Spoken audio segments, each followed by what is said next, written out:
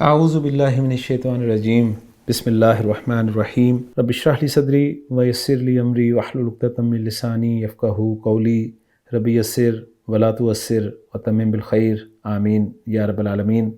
آج کے سبق میں ہم انشاءاللہ تعالیٰ سورہ یوسف کی آیت نمبر 32 کو ہی کنٹینیو کریں گے۔ جیسا کہ آپ کے علم میں ہے کہ سورہ یوسف کی آیت نمبر 32 کو ہم نے پچھلے لیکچر میں ڈاکٹر عبدالرحیم صاحب کی ورکنگ شرح المفردات کے حوالے سے مکمل کر لیا تھا، لیکن ایضاحات النحویہ کو جب شروع کیا تھا تو لیکچر کے طویل ہونے کی وجہ سے ہم نے اس کو وہیں پر روک دیا تھا، اور آج ہم ایضاحات النحویہ کو وہیں سے کنٹینیو کریں گے جہاں سے ہم نے اس کو چھوڑا تھا۔ لیکن ذہن میں رکھ لیجئے گا کہ جو آیت ہے سورہ یوسف کی وہ آیت نمبر 32 ہے، اور آیت نمبر 32 جیسا کہ آپ اسکرین پہ دیکھ رہے ہیں، میں آپ کے سامنے ایک مرتبہ پھر پڑھ دیتا ہوں کہ اللہ تعالیٰ نے اس آیہ مبارکہ میں فرمایا کہ قالت فذالکن الذی لمتننی فیہ ولقد راودتہ عن نفسہ فاستعصم ولئن لم یفعل ما آمرہ لیسجنن ولیکون من الصاغرین۔ صدق اللہ العظیم۔ تو چلتے ہیں جی ایضاحات النحویہ میں، اور ہم شروع کرتے ہیں لمتننی فیہ یہاں سے۔ یہاں پر بتا رہے ہیں ڈاکٹر عبدالرحیم صاحب کہ ہنا یفید فی السببیۃ، یعنی یہاں پر جو لمتننی فیہ میں فی آپ کو نظر آ رہا ہے حرف جر، یہ فی جو ہے یہ سبب کے لیے استعمال ہوا ہے، تو گویا مطلب اس کا کچھ یوں ہے کہ لمتننی بسببہ، یعنی اس کی وجہ سے تو مجھے ملامت کرتی ہو۔ اور اسی کو سمجھانے کے لیے حدیث کا ریفرنس بھی لائے ہیں ڈاکٹر عبدالرحیم صاحب کے وفی الحدیث دخلت امرأۃ النار، ایک عورت جہنم میں داخل ہوئی، آگ میں داخل ہوئی، فی ہرتن، تو لفظی ترجمہ ہوگا ایک بلی میں، نہیں یہاں پر بھی فی جو ہے یہ سببیہ ہے، یعنی بسببی ہا کے طور پہ استعمال ہوئے، یعنی ایک بلی کے سبب، ایک بلی کی وجہ سے جہنم میں داخل ہوئی، اور وجہ کیا تھی کہ حسبتھا، اس نے اسے محبوس کر لیا، یعنی اس کو قید کر لیا، نہ تو اسے کھانے کو دیا خود، اور نہ ہی اسے آزاد چھوڑا کہ وہ خود کچھ کھا پی لے، اور اسی حالت میں وہ بلی مر گئی، تو اس وجہ سے وہ جہنم میں داخل ہو گئی، اور یہ بخاری کی روایت ہے۔ تو اسی کو ذکر کر رہے ہیں آخر میں کہ ای بسببھا، یعنی فی ہرتن، گویا بسببی ہرتن۔ اس کے بعد آگے ڈاکٹر عبدالرحیم صاحب بتا رہے ہیں کہ وَلَقَدْ رَاوَدتُّهُ هَذَا جَوَابُ قَسَمٍ مُقَدَّرٍ۔ یہ بات ہم پہلے بھی پڑھ چکے ہیں کہ جب بھی لقد آئے گا مصحف میں، اور لقد کے بعد صاحب آتا ہے فعل ماضی آپ کو نظر آتا ہے، تو یہاں پر قسم جو ہے وہ موجود ہوتی ہے، یعنی گویا یہ والا جملہ جو ہوتا ہے نا لقد سے جو شروع ہوتا ہے، یہ جواب قسم ہوتا ہے، اور قسم جو ہے وہ یا تو مذکور ہوتی ہے یا محذوف ہوتی ہے، تو اگر محذوف ہو تو اس کو پھر قسم مقدر کہا جاتا ہے۔ تو یہی بیان کر رہے ہیں کہ حاضر جواب قسم مقدر، اور اس کے لیے انظر الآیت السابعہ، آیت نمبر 7 کا ریفرنس دے رہے ہیں کہ اسے آپ دیکھ سکتے ہیں۔ تو جسے ریوائز کرنا ہے تو وہ آیت نمبر 7 سورہ یوسف کی جو ہے اس کے انالیسس کی طرف چلا جائے، اور وہاں سے اس چیز کو دوبارہ پڑھ لے۔ اس کے بعد اگلا پوائنٹ بتا رہے ہیں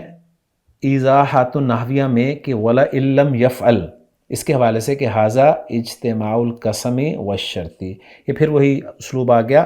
کہ قسم اور شرط کا اجتماع ہوا ہے یہاں پر۔ تو رأینا فی الایضاحات النحویۃ التابعۃ للآیہ، ہم نے دیکھا گزری ہوئی ایضاحات النحویہ میں جو کہ آیت نمبر 15 کے حوالے سے تھی، کہ ان الفعل المضارع، کہ فعل مضارع اذا وقع جوابا للقسم، جب وہ واقع ہو قسم کے لیے جواب، تو وجب توکیدہ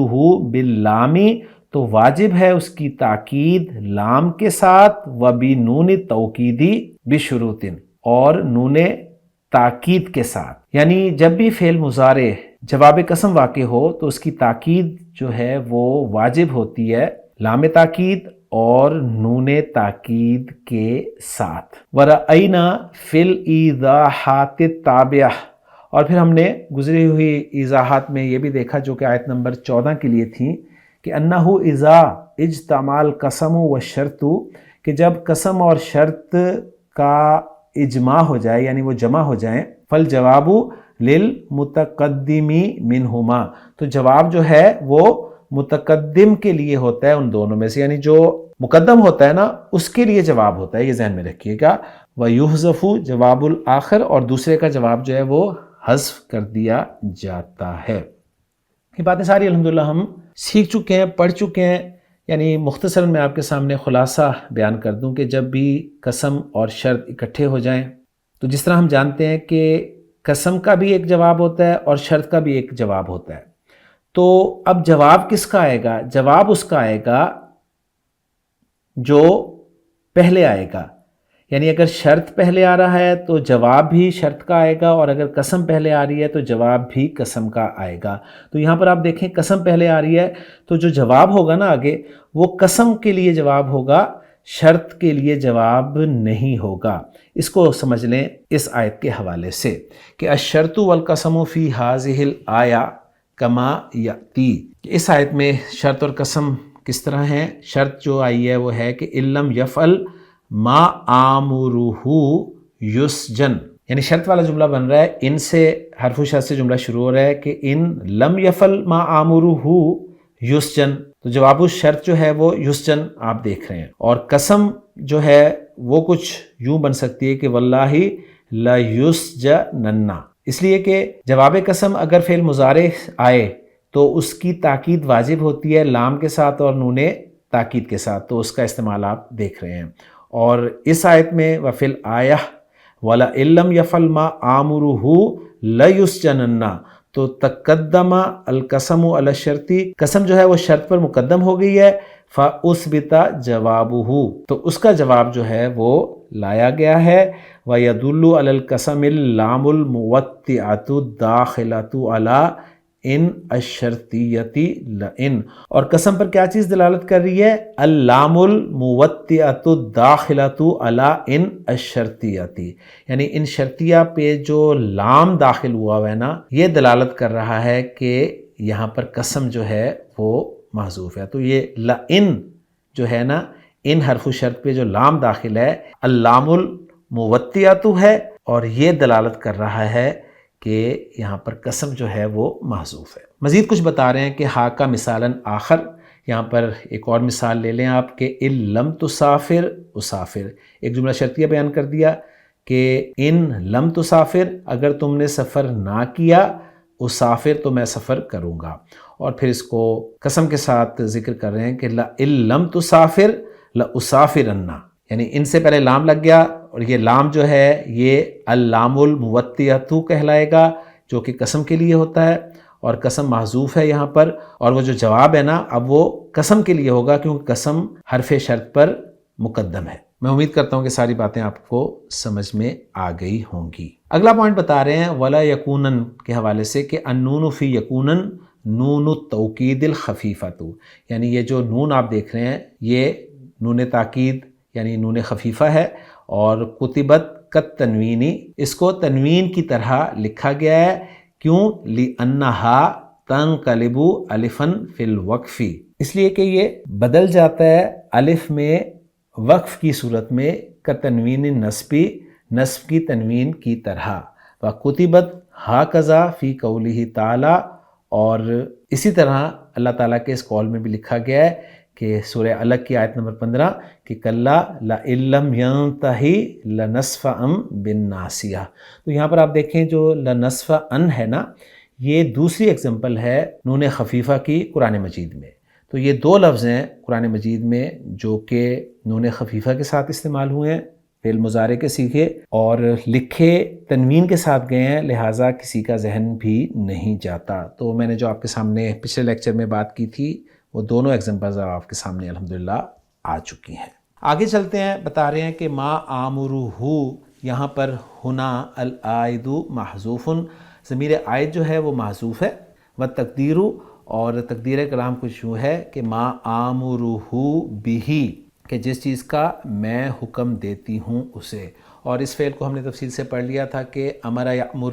دو مفعول ڈیمانڈ کرتا ہے، معنی اس کے ہوتے ہیں حکم دینا. تو ایک مفعول وہ ہوتا ہے جس کو حکم دیا جائے، وہ وداؤٹ پریپوزیشن استعمال ہوتا ہے، اور دوسرا مفعول وہ ہوتا ہے جس چیز کا یا جس بات کا یا جس کام کا حکم دیا جائے اور اس کے ساتھ باقی پریپوزیشن استعمال ہوتی ہے. تو ما آمرہ میں ما اسم موصول ہے،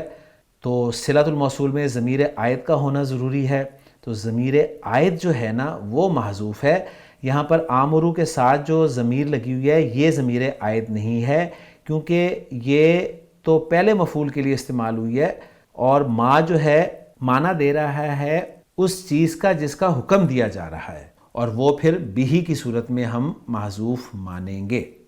تو اس بات کو اچھی طرح سمجھ لیں. اور مزید بتا رہے ہیں اس کے بارے میں، تقولو فعلت ما امرتنی بھی. فعلتو میں نے کیا، کیا کیا؟ وہ کام کیا، ما امرتنی بھی، تو نے حکم دیا مجھے جس کا.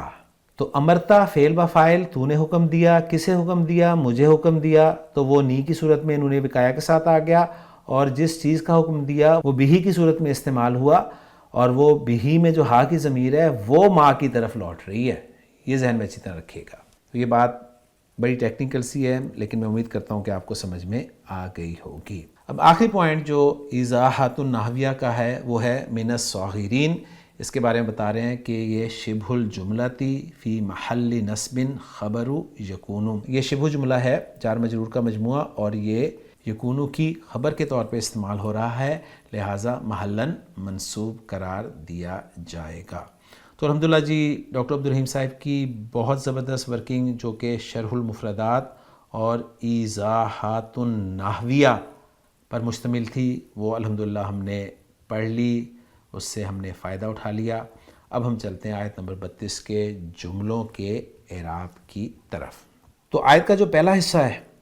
اس کا انالیسس ہم سامنے رکھ لیتے ہیں. وہ تھا قالت فذالکن الذی لمتننی فیہ.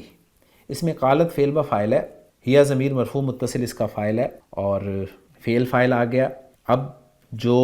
مقول القول ہے وہ ہمیں چاہیے، تو وہ آ رہا ہے فذالکن الذی لمتننی فیہ. اب اس میں جو فا آپ کو نظر آ رہا ہے اس کے بارے میں یہ کہا گیا ہے کہ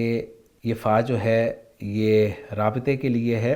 اور یہاں پر ایک شرط جو ہے وہ مقدر ہے. یعنی جملہ شرطیہ تھا ایک جس میں سے شرط محذوف ہے، اور اس کا جواب الشرط جو ہے وہ مذکور ہے اور وہ فا سے شروع ہو رہا ہے. اور جواب الشرط جب جملہ اسمیہ ہوتا ہے تو اس پر فا کا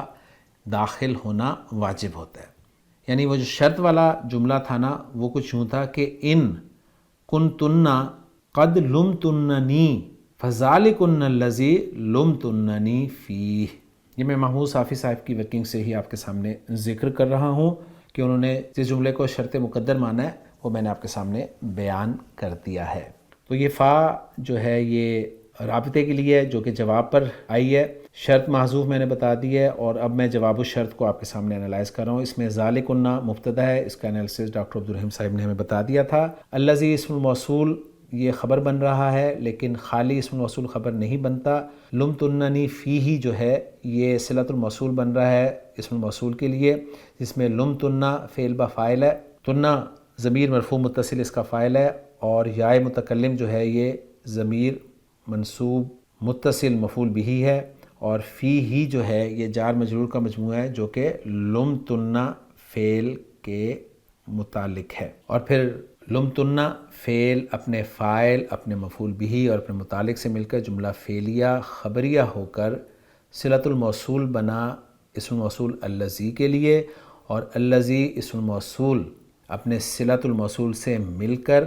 محلاً مرفوع خبر بنا ذالکن مبتدا کے لیے، اور ذالکن مبتدا اپنی خبر سے مل کر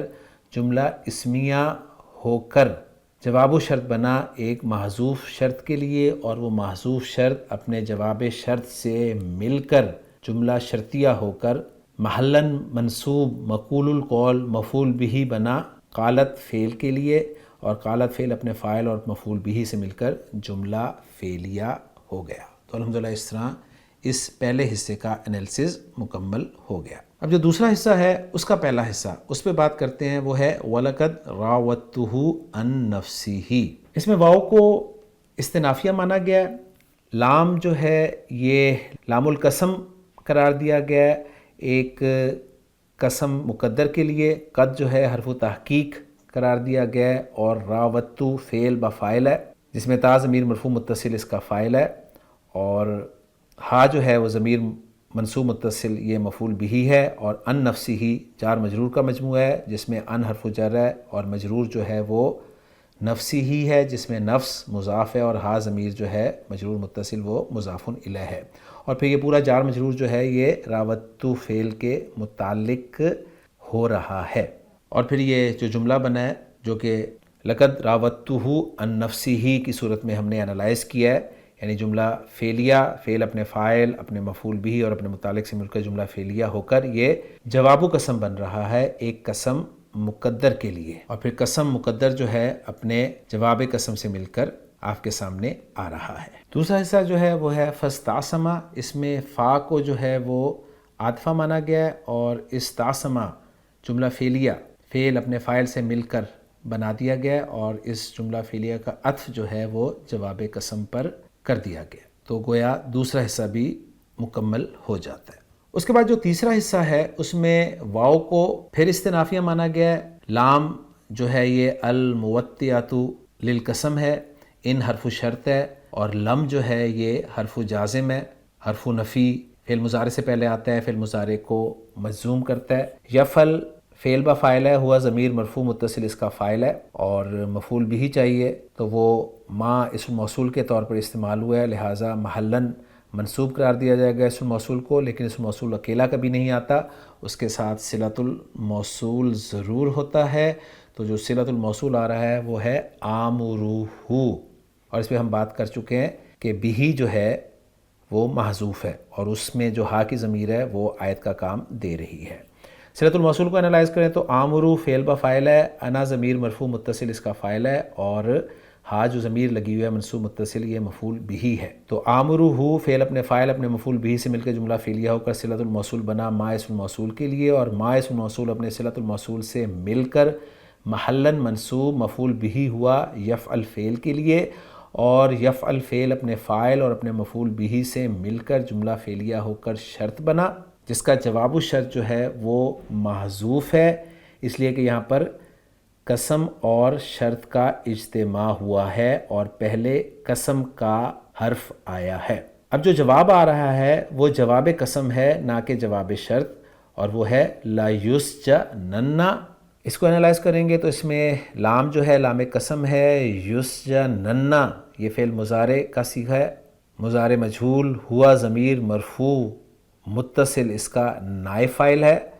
اور پھر فعل اپنے نائب فاعل سے مل کر جملہ فعلیہ ہو کر جواب قسم بنا۔ اس کے بعد آخری حصہ اس آیت کا، اس کا آغاز بھی واو سے ہو رہا ہے، واو عاطفہ ہے، لیکونن اس میں بھی لام جو ہے لام القسم ہے، اور فعل مضارع جو ہے وہ یکونو سے یکونہ ہوا ہے نون خفیفہ کے استعمال کی وجہ سے، اور چونکہ یکونو فعل ناقص ہے تو اس کا ایک اسم ہوتا ہے ایک خبر ہوتی ہے، تو اس کا اسم جو ہے وہ ہوا ضمیر مرفوع متصل ہے، اور اس کی خبر جو ہے وہ من الصاغرین جار مجرور کے طور پر آ رہی ہے، تو گویا یکونو فعل ناقص اپنے اسم اور خبر سے مل کر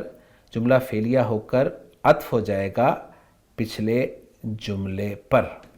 تو اس طریقے سے الحمدللہ سارے جملوں کا یعنی کہ پوری آیت کا انالیسس ہو جائے گا، اور ہم نے اپنی ورکنگ کر لی ہے۔ اب ہم دیکھتے ہیں محمود صافی صاحب کی ورکنگ کو کہ انہوں نے ان جملوں کو کیسے انالائز کیا ہے۔ تو محمود صافی صاحب بتا رہے ہیں کہ جملہ قالت جو ہے یہ لا محل لہا استنافیہ ہے، اوکے، جملہ ذالکن الذی یہ فی محل جزم جواب شرط مقدر، بالکل اسی طرح جو میں نے بلکہ آپ کے سامنے میں نے انہی کی ورکنگ رکھی تھی کہ یہ جملہ جو ہے ذالکن الذی یہ فی محل جزم جواب شرط ہے ایک شرط مقدر کے لیے، اور شرط مقدر انہوں نے آگے ذکر کر دیا جو کہ آپ لکھی ہوئی دیکھ رہے ہیں، اور یہ جملہ بنتا ہے شرط و جواب سے مل کر یہ فی محل نصب مقول القول ہے، ہم نے بالکل ایسے ہی ورکنگ اس کی ہے۔ اور جملہ لمتننی والا ہے یہ لا محل لہا صلۃ الموصول الذی کے لیے ہے، اور جملہ راوتہ یہ لا محل لہا جواب قسم مقدر ہے، اور جملۃ القسم جو ہے یہ مستانفہ ہے، اس کا کوئی اعراب نہیں ہے۔ جملہ استعصما یہ معطوفہ ہے جواب قسم پر، اور جملہ علم یفعل یہ لا محل لا استنافیہ ہے، اور جملہ آمرہ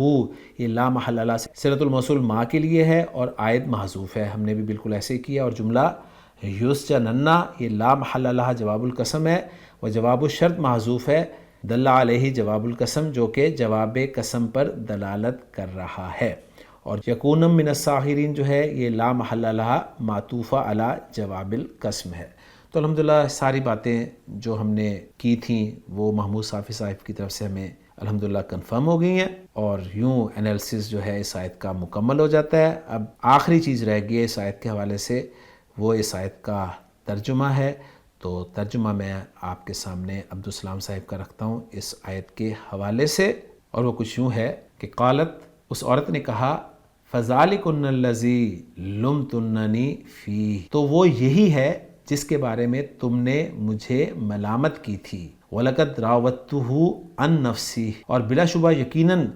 میں نے اسے اس کے نفس سے پھسلایا. فَاسْتَعْصَمَ مگر یہ صاف بچ گیا. وَلَئِن لَّمْ يَفْعَلْ اور واقعی اگر اس نے وہ نہ کیا ما آمرہ جو میں اسے حکم دیتی ہوں لَيُسْجَنَنَّ تو اسے ضرور ہی قید کیا جائے گا. وَلَيَكُونَ مِنَ الصَّاغِرِينَ اور یہ ضرور ہی ذلیل ہونے والوں سے ہوگا. تو الحمدللہ جی سورہ یوسف آیت نمبر 32 کا ترجمہ بھی آپ کے سامنے آ گیا، انالیسس بھی مکمل ہو گیا، اور الحمدللہ ثم الحمدللہ ہم نے سورہ یوسف کی آیت نمبر 32 کو 2 لیکچرز میں مکمل کر لیا. انشاءاللہ تعالیٰ اگلے لیکچر میں سورہ یوسف کی اگلی آیت کے ساتھ آپ سے ملاقات ہوگی. سبحانک اللہم و بحمدک اشہد ان لا الہ الا انت استغفرک و اتوب الیک.